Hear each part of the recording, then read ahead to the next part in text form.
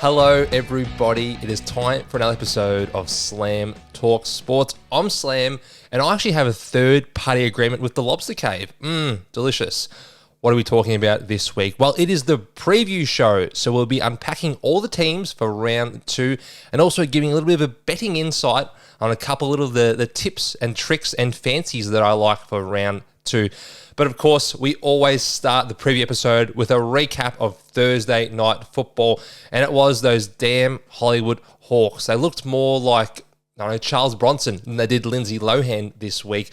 They won by 20 points against the Carlton Football Club, and what's becoming an all too familiar story, the Blues losing in prime time, particularly on Thursday night football. Now, the margin was 20, but geez, the Blues were in this game from the very beginning. I thought they were pretty strong at the contest, particularly for the first 3 quarters, and that's always Carlton's one wood. They can win it at the contest, but it's what they do with it afterwards. Only 5 marks inside 50 for Carlton. That won't get it done, particularly against a high-quality opposition, and it was the Hawks' defence. It was Barras. It was Battle, who absolutely killed Charlie Curnow in this game. Now, Charlie, we know, had a few injury issues. He missed round 1 with a screw being taken out of his knee. But unfortunately, Carlton lost all structure in the fourth quarter, and realistically, they had no forward line to generate a score against this dominant Hawthorn side. The defence has been so strong for the Hawks, and really adding Barras and Battle has turned them into the best back 6 in the league, in my opinion. Having said all of that, Carlton still could have won this game with some smarter ball use, and in particularly just some cooler heads. So often, it's having to be Cripps, it's Walsh, it's Chera, it's the same guys, it's Hewitt winning the ball. But who's the good kicks on this team? Who's going to deliver it? Who's going to have some composure? And when you get in front of the sticks, who's going to actually kick it? We've got Motlop missing from 5 metres out. We've got Hewitt unable to get a kick up from 10 metres out. We've got Silvani missing easy shots. Hawthorn give you looks. You will have a chance against the Hawks. The Bombers were down, 4 goals early.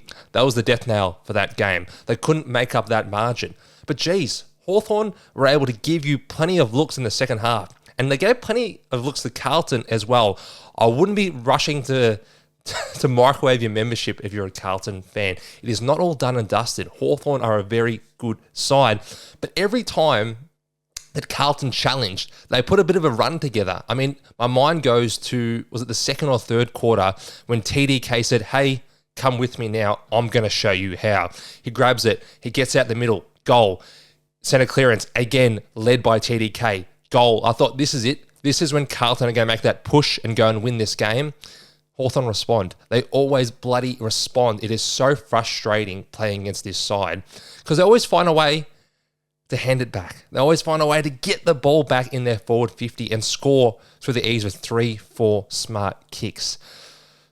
What do you do with your Blues? I mean, next week they've got another primetime game. Let me look at the fixture just quickly. It is against the Doggies on Friday night. Charlie has a very good record against the Dogs. I think Charlie Curnow has kicked 6 or 7 multiple times against the Western Bulldogs, but it has to be next week, unfortunately. 0-3 for a team like Carlton could potentially spell disaster for the rest of the season. Blues fans, let me know what you think going forward. Is Voss the man to lead you back? I know he's got a lot of credits in the bag from 2023 when he made a prelim final, but in reality, everybody that watched those games know he was very, very lucky to beat Melbourne. Melbourne missed a bunch of chances and things had to go perfectly to make that prelim final. So besides that one win against Sydney, which was a good win, but albeit a small one, what is on his resume at Carlton that makes you think he's the man to lead you to the promised land? I'm not sure. On the Hawthorn side of things, damn it, Sam Mitchell looks to be a great, great coach. And maybe the Clarkson sacking or moving on was the best thing to happen to Hawthorn. It gave them a new coach with a new game plan, fresh minds, a fresh set of players, and has led them to potentially being the premiership favourites for 2025. We'll get into a bit more of a deep dive on Hawthorn and Carlton on the next show, but another professional, great win from those Hollywood Hawks. They look like a force to be reckoned with in 2025. Now, to preview Friday night football, and it is the Western Bulldogs taking on the Collingwood Football Club at the MCG. Now, I just said the Western Bulldogs. They're not the doggies this week. They're not my doggies. They're not our doggies. They are the Footscray Bulldogs. This is the team that existed before we were alive. Anyone on YouTube wouldn't know what Footscray is. But in fact, they were Footscray a long, long time ago. And this is the team that embodied the spirit and culture of the Western suburbs. And in order to celebrate that, we're going to have their 100th game at Collingwood's home ground. Okay, doesn't make a lot of sense to me, but I think there's a bit of money involved. As we look at the teams here, Geordie De Goey, big in for the Collingwood Football Club. Mason Cox, another premiership player for the Pies. He comes in for Brody Myhochek, and Lachlan Sullivan is the out. He was the sub last week, unlucky to not make the side. For the Doggies, two big outs, James O'Donnell and Luke Cleary. Hope he's feeling better this week after a terrible concussion on Saturday night. Buku Karmas and Oscar Baker come in for the Doggies. This is a very strong Collingwood side, I must say. I mean, Geordie De Goey, premiership player, always nice to have him back in the fold. But Mason Cox as well, I didn't expect him to be back so quick, and Myhochek being out, it hurts the balance, but I think they'll be fine in this contest. What can the Pies do to challenge the Dogs midfield? I think that's the weakness right now. Even though Liberatore is still in, Ed Richards is still in, Matthew Kennedy's coming from the Blues, no Bont, no Treloar. I mean, Nick Dacos broke the contested possession record last year against the Doggies. This is a midfield that can be had. Even when they had Jack McRae, they could be had. They're usually a one-way running side, and the Pies through Houston, through Dacos, hopefully in the guts, through Sidebottom and Long, will be able to challenge this Doggies midfield, and particularly their defence as well. We know Liam Jones is still out. What can the likes of Dan McStay, the likes of Mason Cox do to challenge the size or lack thereof of the Doggies defence? For mine, these are the key matchups for Friday night football. Personally, I think the Pies will have too much to win this game.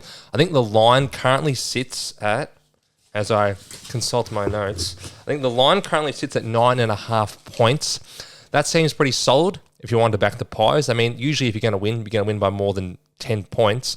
I personally would be picking the Pies, but I think it's going to be a very tough contest. If we're going to have a bet on tonight's game, there's no one that's screaming to me is brilliant value. Look at anytime goal scorers, Bobby Hill, Jamie Elliott, they're fine. They're $1.20. But most weeks, one of them doesn't kick one. You're not always going to kick 136 points like they did last week. If you wanted to pick a goal scorer, I'd pick those two guys, 20-plus touches. Joel Frazier had it on a string last week. I think his role is incredible. He plays midfield. He has kick out sometimes. He goes to the half-back line. For $1.26, it's not bad odds. I mean, they gave up 23 touches to Kane Farrell last week, did Collingwood. So half-backs could have a field day in this game. Anytime goal value, I mean, Riley Sanders has played a lot forward in round one. He kicked 2 goals. He'll have his chances. Him and Kennedy seem to be having like a trade-off, like a 70-30, sometimes 50-50 split. Who's forward, who's mid. So for $2, I think Sanders isn't a bad shout for tonight. We move forward to Saturday afternoon, Essendon versus Adelaide from the MCG. Now, Adelaide, surprisingly, are 7.5-point favourites. I think that's a bit to do with the team selections. If we look at the Essendon Adelaide game here, look at this. Look at how tech I've gotten. Well, obviously coming into the team is Tom Edwards, the debutant for Essendon, 23-year-old former teacher from Perth, who replaces Kyle Langford. Unfortunately, has suffered another hamstring injury. And also coming into the side, we have Jai Menzie replacing Jordan Ridley, who has suffered a concussion at the hands of Jack Scrimshaw. Adelaide, after their dominant victory, are unchanged. I would expect nothing less from a dominant Crom side. Now, this game, I do find it hard to predict right now. Essendon are the outsiders at the MCG, which is pretty rare, but it's because of their big outs. I mean, you're missing a leader in Langford and a leader in Ridley. This game will come down to Essendon's defence, as it does most weeks. When you've got the likes of Thilthorpe, Walker, Fogarty, even Rankin when he rests forward, does Essendon have the defensive matchups to stop them? If Adelaide kicks 90 points, Essendon are going to really struggle to win this game. I think midfield-wise, Essendon's midfield matches up okay against Adelaide's. I think Essendon's forward line is probably one of their weaknesses, but Adelaide's back six isn't something that worries me. I mean, I slept well last night. I didn't worry about Adelaide's back six. It's their front six. It's all those stars. It's all the scoring power. I personally think Essendon win this game by about 4 to 5 points. It's going to be desperately tight. And if the players have some extra motivation from last year's loss against Adelaide, when they surrendered a 3-goal lead late, which ultimately ruined their season, then that would be great. If they can have a little bit of extra motivation. But if they don't, that's okay. I still think the Bombers can get the job done in this one. But the fact Adelaide made no changes shows you how well they're travelling early in 2025. Next game, it is Port Adelaide taking on Richmond at the Adelaide Oval. And we know how well Richmond played last week, taking down the Blues, and how poorly Port played at the MCG, getting smashed by those damn Magpies. We'll go to the team selection. There we go. Coming in to Port Adelaide's side, we have just the one. We have Christian Moraes.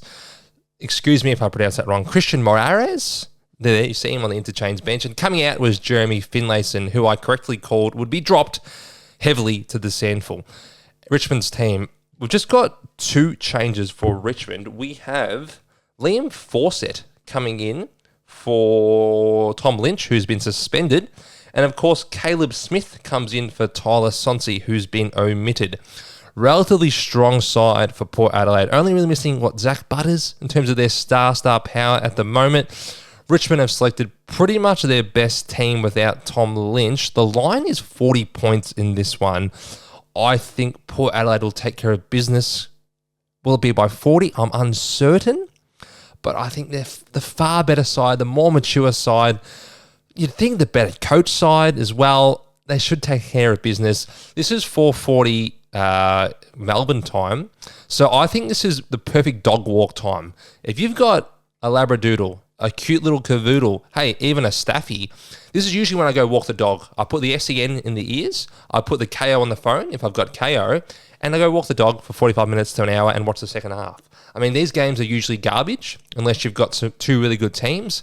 But yeah, this is going to be garbage. So I'd put the dog on the leash, put the headphone in the ear, and go about your business. Okay, we'll move forward to Saturday night football. It is St Kilda hosting Geelong at Marvel Stadium. Now the line is 24.5 points in favour of Geelong. What will this game come down to as we check the teams? We have Isaac Keeler coming in for the Saints. We've got Liam Stocker coming in for the Saints. We've got Lance Collard coming in as well. Jeez, just don't say anything about him.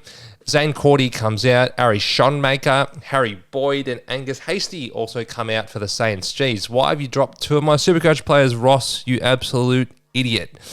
Now, this isn't the strongest Saints team. Well, I mean, let's be honest. They're still missing the likes of Max King. They get Mitch Owens back in, which helps, but their forward line, I still see struggling against Geelong's super strong back 6. Can I make the case for the Saints? I can. I can easily make the case for the Saints because they beat Geelong last year. They have a very good record against Geelong under Chris Scott, particularly in recent times with Ross Lyon. Would I tip them? I wouldn't tip them, just because we know how strong Geelong are. We know how potent their forward half is. Now, the Saints made their name under Ross Lyon in the late 2000s, early 2010s with their defence. Best defence. When he came back a couple of years ago, great defence. So miserly. I mean, they'd get lots of kicks off half back, but their defence was strong. Is it strong enough to stop the likes of Jeremy Cameron, Tyson Stengel, Brian Myers, Brad Close? I don't think so. Not this early in the year. I don't think everything's bedded into place for the Saints. I don't know if they're ready to beat a top 4 calibre side like Geelong, but I could easily be proven wrong. My personal tip would be Geelong by about 20 or so points. Players to look out for from a betting perspective. Lawson Humphreys for 20 touches. I think that's decent value. I think it's about $1.40, $1.45. We know how many touches Saints love to give up to halfbacks, and he looks to be the main outlet man at Geelong. He had 23 disposals last time they played at the back end of last year. I think that's a solid pick if you're looking at disposal markets. In terms of goals, Tyson Stengel for 2. He kicked 2 last week. He kicked 2 against them last year. He's $1.80, $1.90. I think he represents better value than Jeremy Cameron, because Cameron's about $1.30. But yeah, if you want goals, I'd personally be going with Stengel in this one. Move forward to Sunday early kickoff football. It is the West Coast Eagles travelling to the Gabba to take on the Brisbane Lions. Now, the line in this one is 60 points. Yes, that's right. It is 10 goals in favour of Brisbane, who had a great win against Sydney last week, while West Coast got they got put into a Hessian sack. They got put into a boot.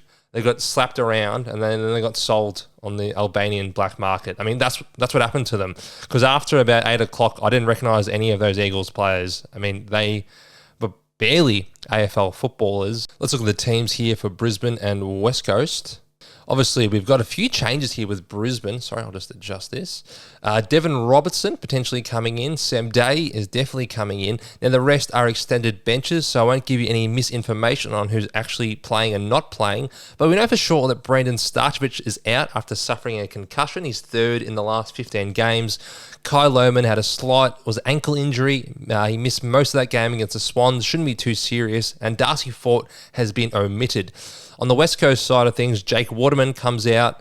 Cameron Beckett, put it back on me. Why the hell did Jake Waterman play when he had a sore calf at training on Thursday? This is an All-Australian forward. It's round one. What are we doing, West Coast? Use your brains. Back to the teams. Jake Hutchinson. Back on me. Hutchie, you killed me. My first TikTok was for you to have 15 touches. You needed 14 on tab. And what do? After a brilliant move on the wing, you rip your hammy. Get well soon, Hutch. We will go again on you for some touches, but damn it, that is desperately unlucky. Back to the sides. Look, it's going to be hard for me to make a case for West Coast here. Their team is pure garbage compared to Brisbane. Even at the line of 10 goals, I don't mind it. You could tease that down to potentially 45 and you'd feel pretty confident. But I'm not going to waste too much time previewing this game. Brisbane are going to fucking win. Okay, let's move on to Saturday, 3:20 Melbourne time. It is North Melbourne taking on the Melbourne Football Club. Now, the line here is 18.5 points in favour of the D's. That's going to be a tight one. It's going to be close because it isn't Marvel Stadium where the North Melbourne play their best football. We'll get the teams up for you. Let me get the teams up for you. Here they are. Obviously, we've got Toby Pink coming in for North Melbourne, Miller Bergman. Don't know who that is. Dylan Stevens, former top 5 pick. A couple of faceless men thrown around there. And for the D's, we've definitely got Daniel Disco Turner coming in my opinion, for Aiden Johnson. And the rest are unsure right now as it is still Sunday squads. I personally think the class difference will be the deciding factor in this one. The likes of Lever, Gawn, Oliver, Petrarca, Viney, Fritsch, they will be the ones that decide the outcome of this game. Because even though North have a high level of A-graders, I mean, LDU, Cherry, Sheasel, Larkey, I don't know that's enough to combat the bottom end of their roster, the bottom 6 of this side, which is why I've given a slight edge to Melbourne. In the contest, it's going to be interesting because, LDU, Parker, Oliver, Track just going head-to-head like a pack of bulls. That's going to be fun to watch. But I just think that Melbourne might use it slightly better in the forward half. I know they don't usually, but round 2, I think they'll get things going. They should have been GWS last week, and this will be their chance to get their season rocking and rolling. Last game of the round is probably the best game of the round. It is Fremantle taking on the Sydney Swans in Perth. Now, Fremantle lost by 70 last week in what was a disastrous result, and the Swannies narrowly went down to Brisbane at the SCG. The line currently is 7.5 points. Let's pull the teams up for this one, and they are a little bit interesting, to be honest with you. Shea Bolton, Shay? I know it's Shea Gilgeous-Alexander, but is it Shea Bolton? I don't know. Still to this day, I don't know. In the comments, let me know how stupid I truly am. But here's the only big in for Fremantle in this one. Sydney, no real big changes to mention. We've still got Goulden out. We've still got Mills out. I think they're still working through having a new coach, having maybe a slightly different game plan and figuring out what they want to do for the rest of the season. But this is a strong Freo side. Besides Hayden Young, who are they really missing from their best team? I know Walters and Fife are questionable to be in their absolute best side. Sean Darcy plays about 5 games a year. He'd be the only other one. But realistically, this is a really good Fremantle team, and they should be able to get the job done. But on the other side, City need a win. So it's going to be a really, really interesting one, particularly in the clinches, in the midfield. Sarong, Brayshaw, one of these boys is copping a James Jordan tag, and we know what James Jordan just did to Lachie Neale. It was not pretty to watch. So you take away one of their star midfielders, potentially, what do they look like with no Sean Darcy as well to help in the clearance work? I'm probably going to just tip Freo, like just tip them, but it is a true line ball coin flip game in what should be a ripping Sunday night contest. Guys, you're not here to hear my tips. You're not here to hear about the lines. You're here to hear about my betting tips, okay? Let's get stuck into slams, multi-slams, tips, and tricks for round 2. Yes, everybody, it is that time of week. It is time for slams multi. We start Saturday at the MCG. Andrew McGrath, the former number 1 pick, one of my favourite players. We need him to have 20 disposals in this one. On the tab, only 19. 20 touches seems well within his grasp. He's peppered that mid-20s many times. And importantly, Jordan Ridley is out in this contest. Ridley takes kickouts. He's often the player we look to most in the defensive 50. This should increase McGrath's role and the chances of him having more kicks in this game. We like him a lot at $1.30 for 20 disposals. Also at Essendon, Sam Durham. He is $1.40 for 20 touches. He's consistently hit this mark in the past. I just think he's in for a big one against the Crows to match up with what their midfield did last week. And interesting to note, Zach Merritt played the entire last quarter against Hawthorn in the forward line, potentially to give him a bit of leadership in that area of the ground, but that only enhances the chances of Sam Durham hitting the mid-20 disposal mark in this game. Move on to James Peatling, also playing Saturday afternoon at the MCG. We need him for 15 disposals. Now, the history of this isn't great, but that was at the GWS Giants. He easily hit this mark last week in what was an utter blowout in Adelaide's way. I think him having 14 is very realistic in this contest. Saturday afternoon / twilight at Adelaide Oval, I've put Kane Farrell to have 20 disposals. Now, Farrell had 23 touches last week against Collingwood in what was a massive blowout as well. I think he is the key man in the backline for Port Adelaide. He should settle this team down and help them deliver a result against Richmond. Richmond, I'm not sure if they give up a lot of numbers to halfbacks in the past, but I think the elite and smooth mover Kane Farrell will have 19 to 20 touches at least in this contest. Fast forward to Sunday afternoon at Marvel Stadium. Old reliable bull himself, Jack Viney, to have 20 disposals. Now, I thought Jack Viney might be moved out of the midfield a little bit more in round 1. Wasn't really the case. He had 25 disposals. He has a good record against North Melbourne in the past, and the CBAs were still up in the high teens. I think Viney should be able to deliver for us on Sunday afternoon. And we finish it all off with Jordan Clark out west. Now, Jordan Clark averaged 25 disposals last year. He had in the mid-20s against Geelong last weekend. I think he's a very talented player who they'll look to get the ball into the hands of with the likes of Hayden Young still sidelined. That is it. That is Slams, a 6-pack for round 2. Finally, I finish off with some goal bets.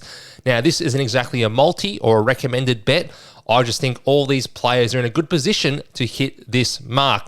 Friday Night Football, Sam Darcy kicked 2 goals. He kicked 2 goals last year against the Pies and also flattened Braden Maynard. That should be worth at least something. I don't think it is. In Supercoach, he actually lost points for it, unfortunately. Also, to kick 2 goals, I like Tyson Stengel against St Kilda. He represents good value considering his history in the matchup. Single goal scorers, I've got Connor Rozee there. He kicked 2 goals against Richmond last year. Zach Butters is out. I just think the goal is going to be flowing. He's going to pop up with one at some point. Harry Sheezel on Sunday to kick a goal against Melbourne. He kicked 2 goals against them last year. Kicked 0-2 on the weekend. I think all of these players are well positioned to kick multiple goals. Darcy Fogarty, Saturday afternoon against Essendon. He killed them last year. He kicked 3 goals last weekend. I think he's positioned very well to kick a bag against Essendon. The matchups present quite beautifully for him against that somewhat questionable Essendon defense. And finally, Will Hayward, anytime goal scorer in Perth. Now, he's $1.38 to kick a goal in this game. Last year against Fremantle, he kicked 7 goals across the 2 contests, including 4 in the first one in Perth that they won by 10 goals. All these players represent good value in my opinion, and their hit rate against the opposition has been successful in the past. That is all for this week's show. A massive round 2 preview, signed, sealed, and delivered for your personal pleasure. I'll see you all on Monday to wrap up all the action from round 2. Until then, you can catch my content on TikTok at DarcyDuncan21. Of course, on YouTube at Slam Talks Sports, and also on Spotify at Slam Talks Sports. Have a marvellous weekend. Hopefully your team wins, unless they're Adelaide. Enjoy the footy. Be well. Love you all. See you next week. Go Dons. He's got comfortable in his job. The club is weak, and the club has no heart and soul anymore. All right, Snapper, thank you for your call. We get the gist of all that.